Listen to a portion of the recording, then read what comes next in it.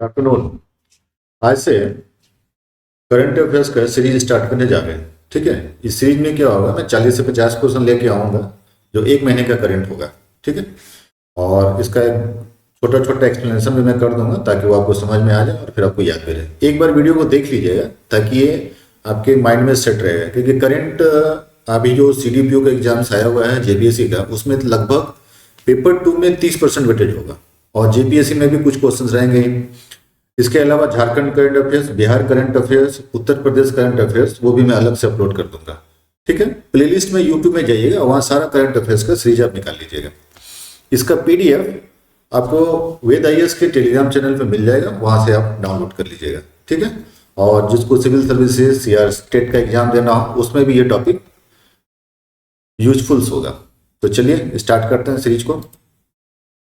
पहला क्वेश्चन है 50-30-20 का नियम किससे संबंधित है। देखिए, ये व्यक्ति के जो है वित्तीय पोषण से संबंधित होता है। ठीक है, इसमें ये बताने का प्रयास किया गया है, ये नेशनल फैमिली हेल्थ सर्वे का रिपोर्ट के आधार पर है।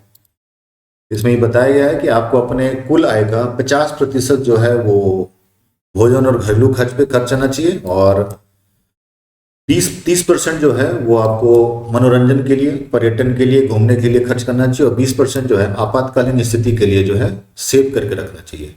तो ये व्यक्तियों के वित्तीय पोषण से संबंधित है, तो 1 का ये। 2 नंबर, व्यापार समायोजन सहायता निम्नलिखित में से किससे संबंधित है। ये वैश्वीकरण से संबंधित है। तीसरा, सोलर फोटोवोल्टिक मॉड्यूल विनिर्माण के संदर्भ में निम्नलिखित कथनों पर विचार कीजिए। पहला है, सोलर फोटोवोल्टिक मॉड्यूल 90% से अधिक विनिर्माण केवल 5 देशों में होता है। ये बिल्कुल सही बात है। अब वो 5 देश कौन कौन से हैं? चीन, वियतनाम, भारत, मलेशिया और थाईलैंड। तो ये भी सही होगा, 3 नंबर। इसकी एक और विशेषता है कि चीन इसमें वर्ल्ड में सबसे टॉप पोजीशन पे है, तो सेकंड नंबर पे पोजीशन सही हो गया हमारे पास। तो इसका आंसर होगा उपरोक्त सभी।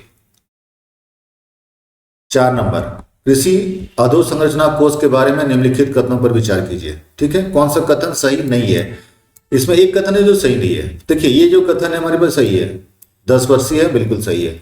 इसकी अवधि 2020-21 से 2031-32 से, ये भी सही है। ये सही नहीं है। इसके अंतर्गत कटाई पक्ष कार्यों के पश्चात रियायती ब्याज दर पर किसको को उधार दिया जाता है, नहीं, ये गलत है। तो C नंबर आंसर हो जाएगा। 5 नंबर, पॉलीक्राइसिस पद का प्रयोग निम्नलिखित में से किस रिपोर्ट में किया जाता है। ये वर्ल्ड इकोनॉमिक फोरम का रिपोर्ट है, ग्लोबल रिस्क रिपोर्ट है 2023 का, इसी के लिए इसको यूज किया जाता है। 6 नंबर, निम्नलिखित कथनों पर विचार कीजिए। G7 समूह के देशों ने वर्ष 2021 में वर्ल्ड बैंक वेंटर वर्ल्ड इनिशिएटिव की घोषणा की थी। ये कथन सही है। B3W का नाम बदलकर partnership for global infrastructure and development कर दिया गया, ये भी कथन सही है। इसका आंसर होगा C नंबर। 7 नंबर, निम्नलिखित पहलों पर विचार कीजिए। बेल्ट एंड रोड पहल BRI, Eurasian logistic corridor ULC, partnership for global infrastructure and development PGID, global gateway program. उपयुक्त में से कितनी पहलों में चीन की साझेदारी? चीन की साझेदारी केवल 2 है, ULC में और PGID में। तो इसका आंसर होगा 2 और 3, तो केवल 2। 8 नंबर, निम्नलिखित कथनों पर विचार कीजिए। 2013 में प्रारंभ की गई बेल्ट एंड रोड पहल चीन की अति महत्वाकांक्षी पहल है। ठीक है, ये कथन सही है। वैश्विक जनसंख्या में 2/3 तथा वैश्विक उत्पादन में 40% की हिस्सेदारी रखने वाले 147 देशों ने इस परियोजना पर हस्ताक्षर किए, ये भी सही है। तो आंसर होगा C number. 9 number, Eurasian economic union में निम्नलिखित में से कौन से देश शामिल है। देखिए, इसमें वो देश शामिल हैं जो चीन के थे, जो रूस के पहले पार्ट थे। तो रूस का पार्ट कौन कौन था? कजाकिस्तान, किर्गिस्तान, आर्मेनिया, बेलारूस और रूस। तो 1, 2, 3, 4 और 5, 1, 2, 3, 4 और 5 A नंबर में, ये दोनों उसमें नहीं थे। 6 नंबर और 7 नंबर। 10 नंबर, अंतर सरकारी निकाय वित्तीय कार्रवाई कार्यबल के लिए हालिया निर्णय के संबंध में कथन पर विचार कीजिए। अंतर सरकारी निकाय वित्तीय कार्रवाई बल मनी लॉन्ड्रिंग विरोधी मानक निर्धारक के अनुसार कार्य करता है। ठीक है, एक। दूसरा, FATF के कैमन द्वीप समूह पनामा, जॉर्डन, अल्बानिया में ग्रुप में शामिल कर दिया गया। देखिए, ये भी सही। रियल में क्या है, आतंकवाद से संबंधित इसमें शामिल किया गया है। इसमें मेन मोटो ये होता है कि बताने का अगर कोई कंट्री आतंकवाद से है और आतंकवाद को फंडिंग कर रहा है तो उसके खिलाफ कठोर कार्रवाई की जा सकती है, इसलिए इसको ये स्थापित किया गया। और ये जो ग्रे सूची में शामिल किया गया उसमें बुल्गारिया को जो है 27 अक्टूबर 2023 में जो है उसको ग्रे सूची में किया, मतलब वो भी जो माना जाता है कि बुल्गारिया से भी टेररिज्म को फंडिंग होती है, ये माना जाता है। तो रियल में ये तीनों के तीनों कथन सही हैं, तो आंसर होगा C number. 11 number, Fincare small financial bank का विलय निम्नलिखित में से किस बैंक में किए जाने का निर्णय लिया गया। पहली बात तो इसमें दो बात और जानिएगा कि पहला है कि निर्णय लिया कैसे जाता है, रिजर्व बैंक ऑफ इंडिया और कंपटीशन कमीशन ऑफ इंडिया, ये दोनों का जो है सहमति होना जरूरी है, तभी आप किसी बैंक का किसी में विलय कर सकते हैं। दूसरी बात एक और याद रखिएगा कि विलय होता कब है, विलय होता है बैंकिंग रेगुलेशन एक्ट के सेक्शन 44A के तहत। तो दोनों में ये क्वेश्चन के साथ साथ वो क्वेश्चन भी इंपॉर्टेंट बन जाता है, दोनों याद रखिएगा। यूएनई फाइनेंशियल बैंक के साथ फिनकेयर स्मॉल फाइनेंशियल बैंक का विलय किया जा रहा है। 12 नंबर, बिक्री तथा सड़कों पर चल रहे इलेक्ट्रॉनिक कारों की संख्या विश्व किस देश में सर्वाधिक, सबसे ज्यादा चीन में है, वर्ल्ड में। 13 नंबर, अपार के बारे में निम्नलिखित कथनों पर विचार कीजिए। देखिए ये एक योजना है जिसमें स्टूडेंट के लिए जैसे आधार कार्ड दिया जाता है वैसे स्टूडेंट्स के लिए जो है एक कार्ड बनेगा, उसको बोलेंगे एक विद्यार्थी एक राष्ट्र पहचान पत्र। तो शिक्षा मंत्रालय का पहल है, इसे कथन ये सही है। दूसरा, एकेडमिक क्रेडिट बैंक लॉन्च किया गया है जिसमें प्रत्येक विद्यार्थी को जो है automated permanent academic account registry generate किया जाता है, ये भी सही है। जब तक आप एकेडमिक पीरियड में, जब तक आप स्टूडेंट्स के रूप में, तब तक ये कार्ड काम करेगा आपको बार बार कार्ड बदलने की जरूरत नहीं पड़ेगी। इस पोर्टल पर पंजीकरण करने वाले अभ्यर्थियों का अस्थायी पहचान पत्र प्राप्त हो जाता है, ये भी सही बात है। तो उपरोक्त सभी। 14 नंबर, द्रवीकृत प्राकृतिक गैस के संदर्भ में निम्नलिखित कथनों में कौन सा कथन सही नहीं है। भारत ने अपने प्राथमिक ऊर्जा मिश्रण में वर्ष 2030 तक प्राकृतिक गैस के हिस्से को 25% करने का लक्ष्य रखा है। नहीं, 25% नहीं रखा है, ठीक है। इसलिए ये कथन जो हमारे पास है 14 नंबर, ये गलत है। टोटल लग जो हमारे पास है वो 33 के आसपास है, ये कथन है। बाकी 3 कथन सही है, ये भी सही है, ये भी सही है, ये भी सही है। ये जो लिखा हुआ है कतर भारत को द्रवित के सबसे बड़ा आपूर्ति करता था, इसे याद रखिएगा, ये बार एग्जाम में पूछा जाता है, पहले भी एग्जाम में पूछा हुआ है।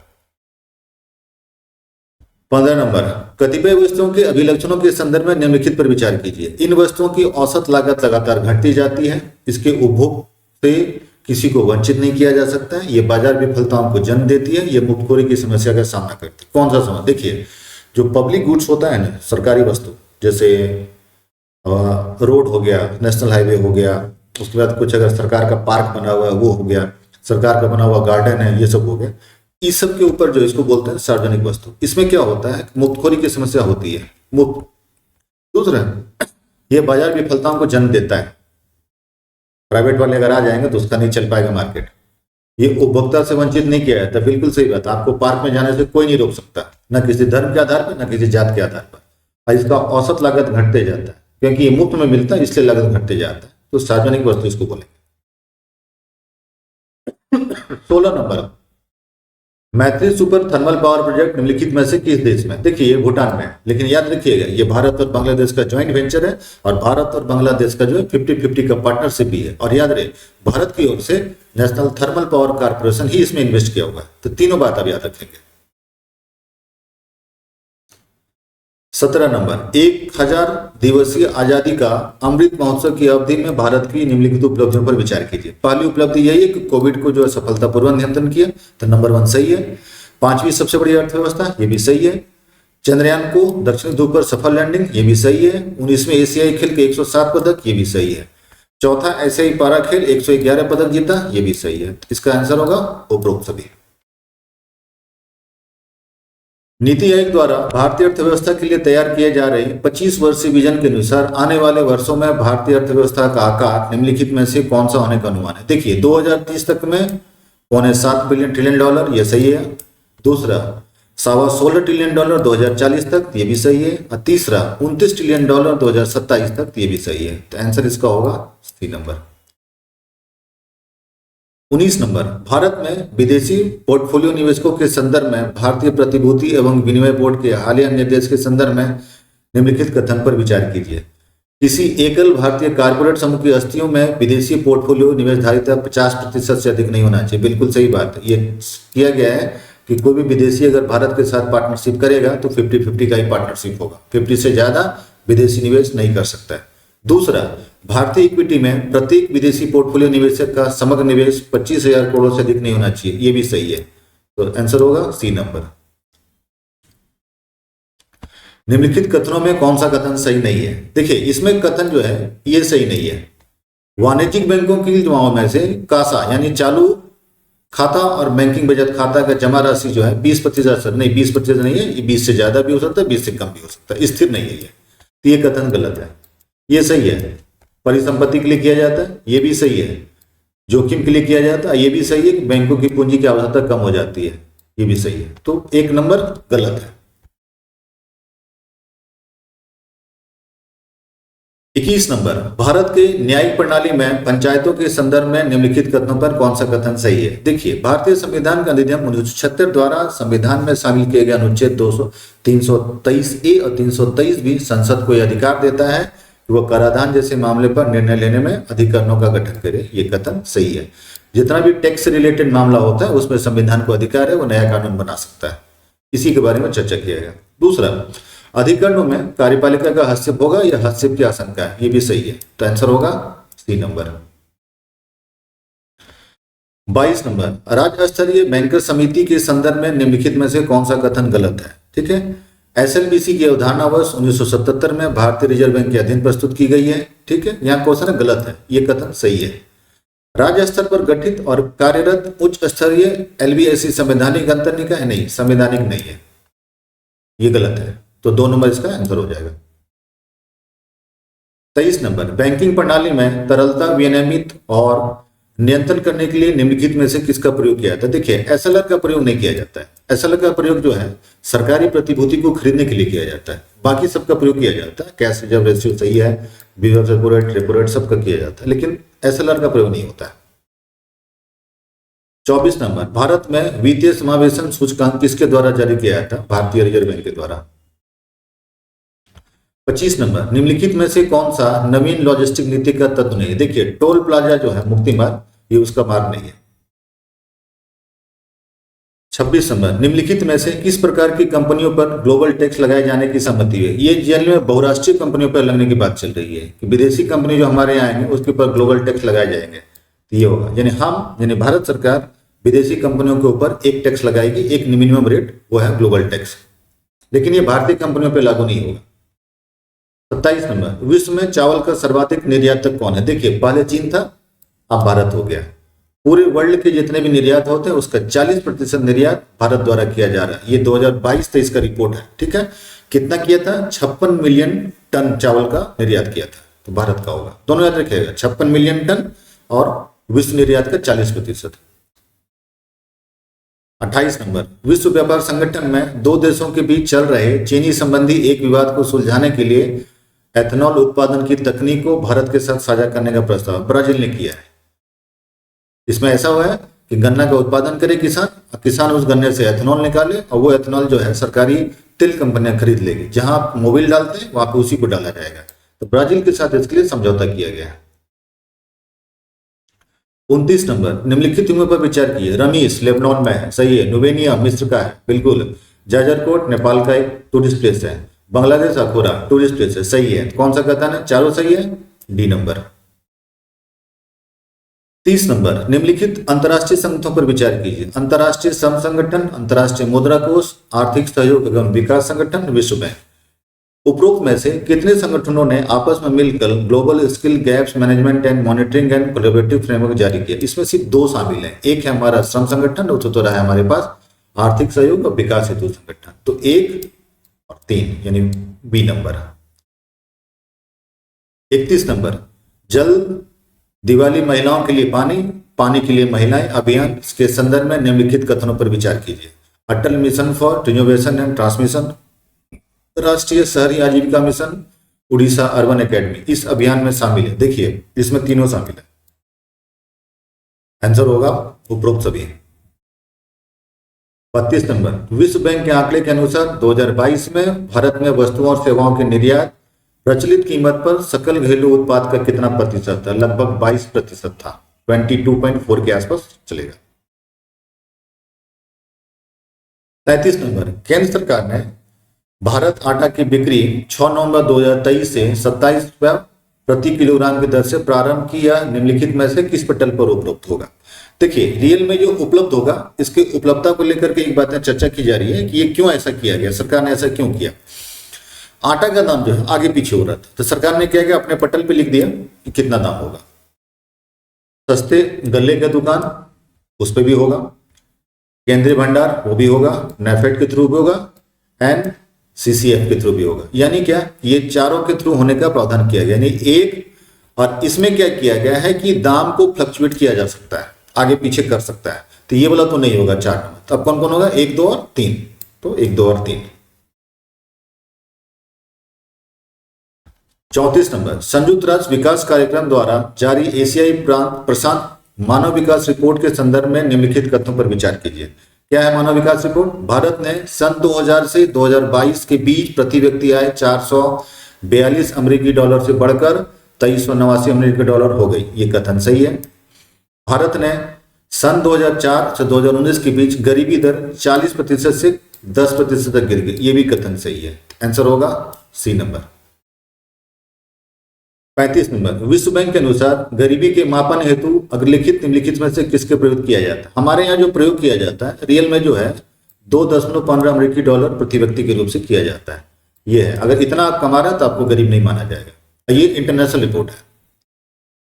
36 नंबर, विश्व बैंक द्वारा 2022 में अंतर्राष्ट्रीय निर्धनता रेखा का अद्यतन किया गया और विभिन्न राष्ट्र समूह के लिए अलग अलग निर्धनता रेखा निर्धारित की गई।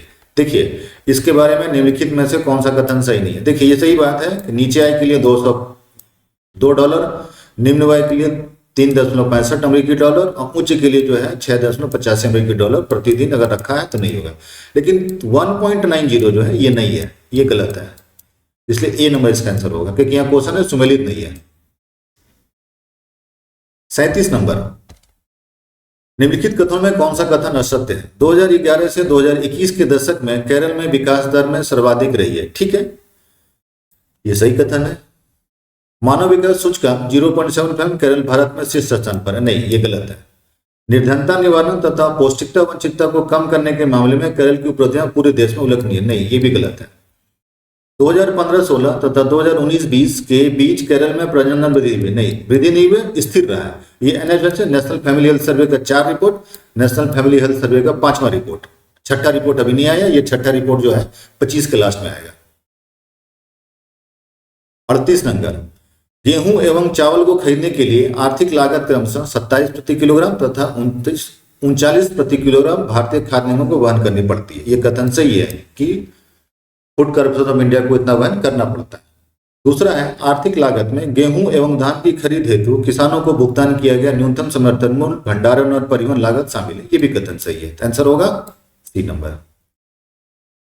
39 नंबर, भारतीय रेल निम्नलिखित में से कौन सी यात्री रेलगाड़ी नियमित रूप से नहीं संचालित करती है। गति शक्ति सुपरफास्ट स्पेशल ट्रेन ये नहीं चलता। ये हमारे यहाँ चलता है, ये हमारे यहाँ चलता है, ये हमारे यहाँ चलता है। इसके अलावा हमारे यहाँ 2-4 और भी ट्रेनें जो चलती है। कौन सा? शताब्दी, जनशताब्दी, उदय एक्सप्रेस, ये सभी चलता है, बट ये नहीं चलता है। 40 नंबर, निम्नलिखित कृषि जींस पर विचार कीजिए। जींस का मतलब उत्पाद। अरहर दाल, चना दाल, चीनी, राजमा, बासमती चावल, सोना मसूरी चावल। उपरोक्त में से कितने उत्पादों को भारत ऑर्गेनिक ब्रांड्स के रूप में भारत में उतारा गया है? देखिए सभी को उतारा गया है, याद रखिएगा, सभी को उतारा गया। ऑर्गेनिक ब्रांड मतलब इसका ब्रांडिंग भारत सरकार करेगी और इंटरनेशनल लेवल पे भी सेलिंग होगा। तो आपका एक क्वेश्चन ही पूछेगा कि कौन से मंत्रालय करेगी, तो याद रखिएगा केंद्रीय सहकारिता मंत्रालय। केंद्रीय सहकारिता मंत्री कौन है? तो अमित शाह। ये मंत्रालय उन्हीं के पास है। ठीक है, तो ये था 40 क्वेश्चन। एक बार नेक्स्ट वीडियो में फिर 40 क्वेश्चन ले आएंगे। करंट अफेयर्स का 2 प्रोसेस होगा, एक हम एक्सप्लेन करके समझा देंगे, दूसरा हम 40 क्वेश्चन करके उसका एमसीक्यू लाएंगे। ये दोनों आपके सीडीपीओ एग्जाम्स और आपके जेपीएससी एग्जाम्स, बीपीएससी एग्जाम्स और अदर सिविल सर्विसेज के एग्जाम्स के लिए लाभदायक है। इसका पीडीएफ आप वेद आईएएस के टेलीग्राम चैनल से ले लीजिएगा। ठीक है, ओके, गुड डे।